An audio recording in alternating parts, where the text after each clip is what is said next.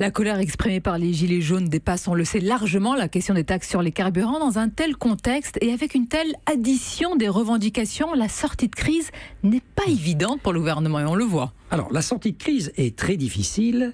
Ça fait des années, même peut-être des décennies, que les sorties de crise sont difficiles. Pourquoi ? Parce que depuis des années, on assiste à l'érosion régulière des corps intermédiaires, c'est-à-dire des syndicats, des partis, des grandes associations représentatives.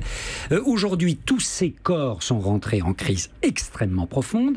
Les politiques, à commencer par Emmanuel Macron candidat, ont participé à cette érosion en montrant du doigt, en dénonçant les limites, les turpitudes. Ça lui revient en boomerang alors. Et maintenant, ça lui revient en boomerang.